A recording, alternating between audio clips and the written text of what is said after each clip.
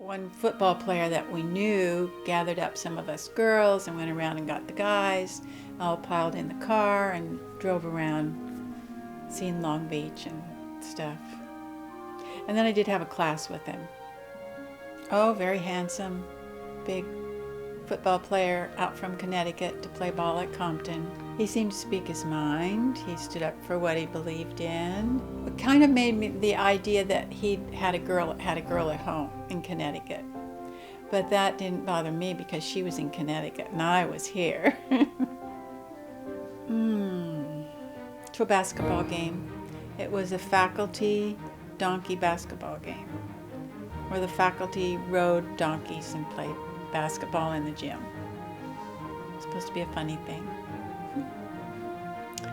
Oh, well, he was in the Army, he got drafted, and he was stationed at Fort Ord, and he would hitchhike down on the weekends to come see me and hitchhike back from there. And before he left Compton, my two girlfriends told me they saw him in Finley's jewelry store looking at rings.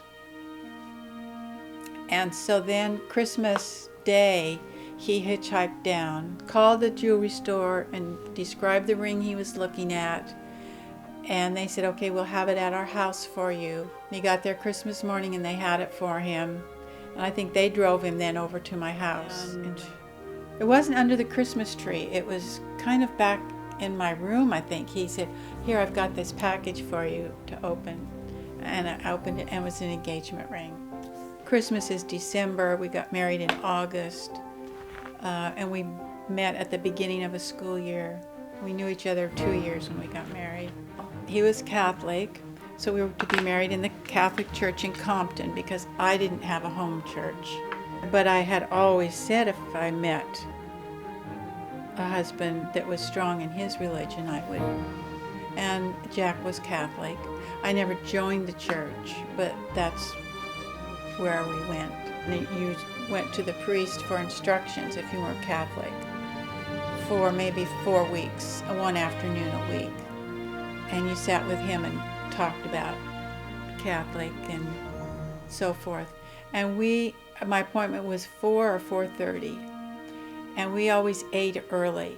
And my dad got home at 5:30.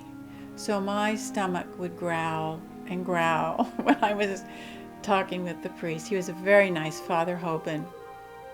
And he's the one that married us. It was a long church aisle to walk down. And when my dad started down the aisle with me, before we went down, the bridesmaid and my friend Shirley was right in front of us, and she was shaking so much. He could see her shaking all the way down this aisle, and he thought, what do I do if she faints?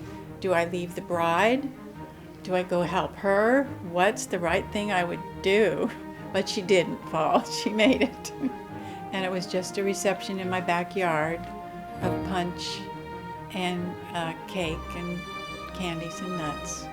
Well, we went up to Carmel because two of his friends at Fort Ord rented a little house in Carmel.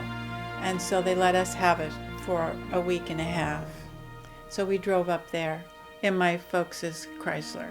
And then my girlfriend spent the weekend with us on our honeymoon. They were training for United Airlines to sell tickets, and they got a familiarization flight to San Francisco and called us and, oh, you're so close, we'll come up and get you. So we drove up to San Francisco and got them, and they came back, and we had a big party with Jack's friends, and they stayed with us for the weekend. And then we drove them back. No, the guys drove them back to San Francisco to get their flight to come back home.